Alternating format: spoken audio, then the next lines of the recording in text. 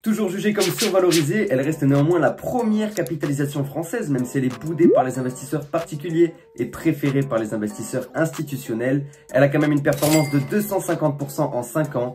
Tu l'as compris, aujourd'hui on va parler de Hermès, mon entreprise préférée sur PEA dans le luxe, et même sur CTO dans le luxe, c'est la meilleure pour moi. Je me présente rapidement, je suis Jackson, mon but à moi c'est de rendre la bourse plus accessible à tout le monde pour que tu comprennes ce que tu fais et comprendre surtout dans quoi tu investis. Cette vidéo, comme d'habitude, va être articulée en 4 chapitres que tu trouveras dans la description. Le premier, c'est le business model d'Hermès avec la vue sur le site directement. Le deuxième, ce sera l'analyse fondamentale. Le troisième, l'analyse prévisionnelle des chiffres et de la santé financière d'Hermès. Et en dernier, l'analyse technique. Et tu verras, c'est complet. On a beaucoup de support, beaucoup de résistance. On y voit très clair. Hop là, je bascule mon écran ici, ma tête ici plutôt. Et on va directement sur le site d'Hermès Investisseur où on voit que on nous parle directement de stratégie. En tout cas, c'est ce qui est mis en valeur directement. Donc dans la stratégie, on a la création au cœur d'Hermès. On a également l'artisanat qui est mis en avant directement. Donc là, on se positionne directement sur un secteur hyper luxe. Et tu vas voir que tout le long de notre visite sur Hermès et de notre analyse d'Hermès, on va avoir un petit peu ce ressenti-là. Donc on a un réseau de qualité, réseau de distribution exclusif, omnicanal et multilocal, c'est-à-dire qu'on fait confiance aux artisans. On fait confiance à une main-d'œuvre qualifiée et qui est formée uniquement pour le cuir d'Hermès. Donc on a un réseau de qualité et donc des produits de qualité. On vante tout directement auprès de l'investisseur. On a tout compris chez Hermès.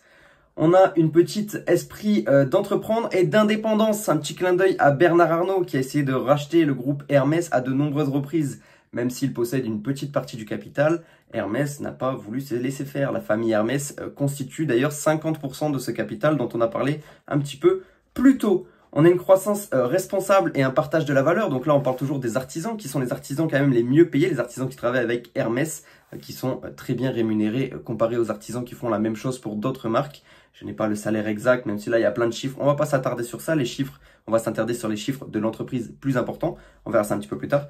Et donc, on va nous parler après d'environnement, de modèle artisanal et de performance sociale et environnementale, RSE. Les campagnes sont bien reconnues. On est quand même derrière Schneider, mais c'est pas du tout le même marché, c'est pas du tout le même secteur. Mais le côté RSE est quand même bien marqué chez Hermès. Avant de passer à l'analyse fondamentale, je t'invite à rejoindre notre Discord communautaire qui est le premier lien en bio, dans lequel tu trouveras plus de 1200 membres avec lesquels parler d'investissement en bourse, en crypto, en immobilier, tout ce que tu veux. Tu peux même partager ton portefeuille, on donnera des avis et tu as accès à mes prises de position en direct pour l'instant, puisqu'un portefeuille public va bientôt voir le jour. Maintenant que c'est dit, passons à l'analyse fondamentale, changeons de fenêtre et on se rejoint directement sur le morning d'Hermès. Nous avons un top 1 capitalisation française avec 275 milliards d'euros sur cette belle entreprise. Donc une énorme valorisation avec un PE ratio à 54, mais ça a toujours été, et ça on le verra un petit peu plus tard dans l'analyse du prévisionnel tout simplement.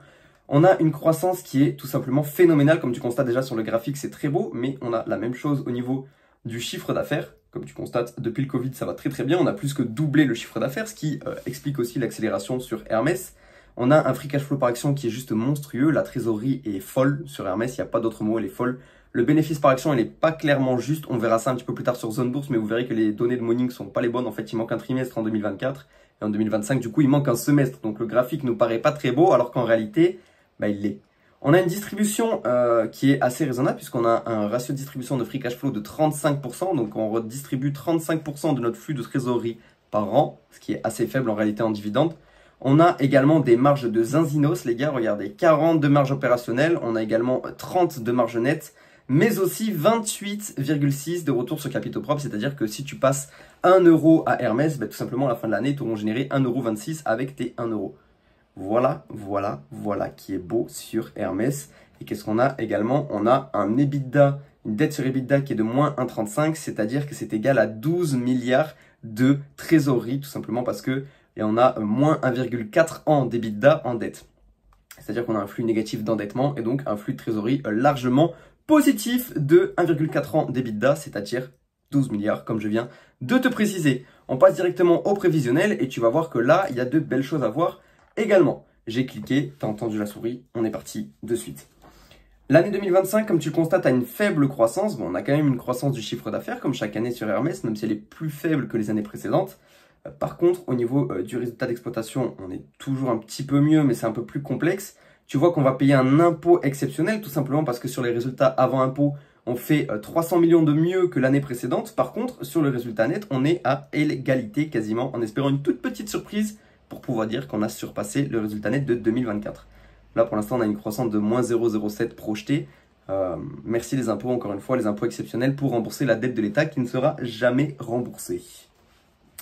Ensuite, comme tu constates, on va descendre un petit peu et on voit un endettement, comme je t'ai parlé, qui est monstrueux avec 12 milliards de trésorerie en 2025. Un endettement qui n'est pas monstrueux, justement le contraire. La trésorerie est monstrueuse face à l'endettement et ça va continuer de croître puisqu'on va se retrouver en 2027 avec une trésorerie de 17 milliards d'euros sur le compte d'Hermès. C'est tout simplement hallucinant. Les CAPEX, donc les fonds d'investissement pour la recherche et développement d'Hermès, et surtout peut-être pour la recherche et développement sur des nouveaux produits, des nouveaux concepts, des nouveaux cuirs qui peuvent être ajoutés aux conceptions et à l'artisanat d'Hermès, est toujours à peu près stable, voire même en légère croissance. On se dirige vers 1 milliard par an de CAPEX, et c'est quand même assez solide pour une boîte comme ça. Le flux de trésorerie libre, comme je t'ai dit, qui est toujours en augmentation. On a une petite difficulté en 2025, mais ça, on s'y attendait avec un résultat net qui, du coup, se fait saccager par les impôts. Sinon, on aurait eu une petite croissance également, je pense, ici. Après, en 2026-2027, pas d'impôt exceptionnel prévu pour l'instant. Donc, 18% de croissance de ces free cash flow et 12% en 2027, ce qui est aussi très, très clean. Je regarde un petit peu ma feuille, j'ai pris des notes puisque c'est un dossier un petit peu compliqué à suivre, Hermès. Mais comme tu constates, les marges, on reste sur les mêmes rapports autour de 30%. Et pour la marge brute, on est autour de 40%, ce qui est monstrueux tout simplement quand on connaît les impositions, encore une fois, en France, puisqu'on est sur un groupe full français, même si ça s'appelle Hermès International pour intéresser beaucoup plus d'investisseurs et avoir une cible plus large. On reste sur un groupe franco-français, avec une production franco-française, même si, bien sûr, l'importation et l'exportation de produits, l'exportation plutôt, pardon, excuse-moi, je bafouille, se va plutôt vers un secteur très Asie. Voilà pourquoi on est en galère, mais pas réellement puisqu'on n'est pas sur du luxe, comme tu l'as compris, on est sur de l'ultra luxe. Et on veut garder ce statut, bien évidemment, en refusant des ventes à des clients potentiels qui ne font pas partie du cercle fermé qui est Hermès. Bref, pour notre ROE, on se stabilise autour des 25%, hein, ce qui est très très bon pour le luxe. Pour vous donner un ordre d'idée, sur LVMH, on est plus autour de 17-18%. Après LVMH, il y a un petit peu de retail qui vient gâcher, entre guillemets, ce return on equity avec un business qui marche un petit peu moins pour ce qui est de Sephora, etc. etc. Et comme je voulais vous le dire également, on a une moyenne de PER, hop, qui est ici, qui a toujours été extrêmement élevée. On s'échange toujours du Hermès à des ratios compris entre 35 et 50 de price earning, c'est-à-dire qu'il faut 35 ans minimum. Là, on a 33 ans, tu vois, en 2015, c'est le plus bas qu'il y ait eu. Il nous faut 33 ans de bénéfices pour rembourser la capitalisation d'Hermès qui est énorme. Après, on peut se le permettre dans une entreprise qui refuse des clients, on le rappelle, pour garder ce statut d'ultra luxe et qui a des marges énormes. Après, personnellement, je n'achète pas du Hermès au-dessus de 50 de PE. Donc actuellement, au prix actuel, c'est inconcevable et tu le verras pendant l'analyse technique. On finit rapidement avec nos éléments par action qui nous intéressent un petit peu. Un flux de trésorerie par action autour de 50. Le seuil des 50 sera apprécié par les investisseurs. Pareil pour le bénéfice net par action. Le seuil des 50 sera apprécié par les investisseurs. À savoir qu'Hermès a quelques programmes rares de rachat d'actions, mais ce n'est pas la priorité de l'entreprise. Sa priorité est plus dans l'augmentation du dividende, comme tu constates, puisque notre dividende actuellement est à 26 € cette année par action, ce qui est très clean, et ce qui représente surtout une croissance du dividende sur 5 ans de 24% par an. Voilà tout pour le prévisionnel et l'analyse fondamentale.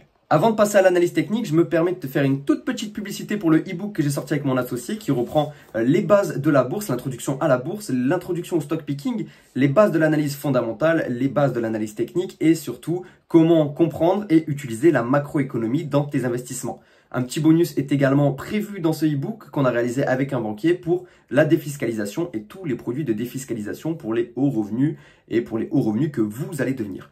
Bien sûr, il y a un petit code promo puisqu'on a atteint les 10K récemment sur TikTok, que j'ai débloqué la rémunération. Je peux me permettre de vous lâcher un petit code promo. 5 codes promo de moins 35% avec le code 10K que j'ai activé à partir de maintenant. Ça va partir comme des petits pains. On passe tout de suite à l'analyse technique. C'est parti. Pour ce qui est de l'analyse technique, là on a un weekly, tu vois qu'il y a des barres absolument partout. Une bougie représente une semaine. Ne te fie pas à toutes les barres, on va s'en servir après en daily et tu verras qu'en fait c'est des supports et des résistances qui ont servi beaucoup de fois. Déjà, tu vois qu'il y a un support intéressant autour des 1800, mais bref. Comme tu constates, on a une grosse accélération d'Hermès depuis mi-2022 avec un canal ascendant qui a été débuté et sur lequel on est très clean au niveau d'Hermès puisqu'on touche, on rebondit à chaque fois sur le bas de ce canal et on repart à la hausse. Un Hermès à 3000 € comme ça a été le cas en février 2025, pour moi c'est inconcevable avec les chiffres actuels. On était sur des multiples de valorisation beaucoup trop élevés, et beaucoup trop élevés, pardon, et on a chuté dans la foulée, et en plus il y a eu les droits de douane de Trump pour bien finir le tout. Le luxe a pris un coup, même si Hermès est bien sûr une très bonne entreprise du luxe qui a pris moins cher que LVMH et plein d'autres comme Kering, etc., etc. Nous avons également énormément de points clés en daily, et donc on va passer ce graphique en one day, c'est-à-dire qu'une bougie maintenant vaut un jour. Et comme tu constates ça, nous avons un 1600, un joli support d'achat qu'on ne touchera peut-être pas, peut-être jamais sur Hermès. En tout cas, on a rebondi à plusieurs reprises en 2023 et en 2022 sur ce support-là. Comme tu constates, on a un deuxième support d'achat qui là est intéressant et peut être touché en cas de forte baisse et de forte correction du marché globalement avec des mauvaises annonces, par exemple en septembre sur le niveau de la dette française par le FMI. Comme tu constates, donc j'ai mis un support autour des 1900 €. Là, à ce moment-là, je rentrerai massivement sur le titre. Peut-être que j'achèterai une ou deux actions Hermès. C'est ça que j'appelle rentrer massivement. Je reste alternant. Hein, j'ai de la rémunération TikTok, j'ai de la rémunération par les e-books, mais il ne faut pas abuser non plus. Ça reste dans la limite des stocks disponibles, le budget. Surtout qu'il faut du budget pour les autres actions qui sont très intéressantes également. On a un troisième support d'achat qui là est plus intéressant et peut être plus court-termiste. Autour des 2000 € sur lesquels on a rebondi à plusieurs reprises. J'ai touché à mon graphique, c'est pas bon.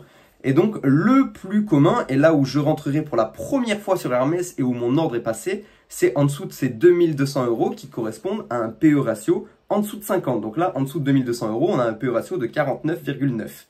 Ok, c'est là où je ferai ma première entrée sur Hermès si j'en fais une, et ensuite je renforcerai pas avant les 2000. Bien sûr, tout ça peut changer, ça va dépendre de la manière dont le cours fluctue. Et comme tu constates, on a aussi pas mal de résistance. On en a une qui est placée à 2500 à peu près, qui a été touchée plusieurs fois. On est plus autour des 2530, j'ai mal placé mon trait. Je le remonte un tout petit peu, voilà. On en a une deuxième à 2600 qui a été utilisée plusieurs fois. Une fois début 2025, une deuxième fois en mai 2025 sur laquelle on a réagi à la baisse. Et nous avons la dernière résistance, le Graal, qui est autour des 2800 € qui là amènerait à coup sûr à peu près le cours d'Hermès à la baisse, j'en suis à peu près sûr. Pour ce qui est de la prévision des analystes, on va se rendre dessus et on voit une prévision moyenne qui est de plus 10% sur un an, qui me paraît assez logique et assez réalisable. Ça nous donnerait un cours de 2635 € pour Hermès. Celui qui a mis le cours à 3000, il n'est clairement pas réaliste et il espère peut-être un rebond sur les 3000 pour repartir en dessous. Mais en tout cas, 3000 pour moi, ça ne me paraît pas réalisable en 2025. Ou en tout cas, ce ne serait pas la bonne valorisation, la juste valorisation pour Hermès, même s'il n'y a jamais eu de juste valorisation pour Hermès respectée. Voilà, c'est à peu près tout pour cette vidéo. J'espère que ça t'a plu. N'hésite pas à liker, à t'abonner ou à commenter celle-là. Ça me ferait extrêmement plaisir. On arrive doucement et lentement sur les 500 abonnés. Pour une chaîne YouTube qui a été lancée il y a un mois et demi, ça me fait très plaisir. N'hésite pas à t'abonner, n'hésite pas à commenter, n'hésite pas à partager, n'hésite pas à liker si ça t'a plu. Et on se retrouve la semaine prochaine pour une analyse que tu peux voter sur le Discord.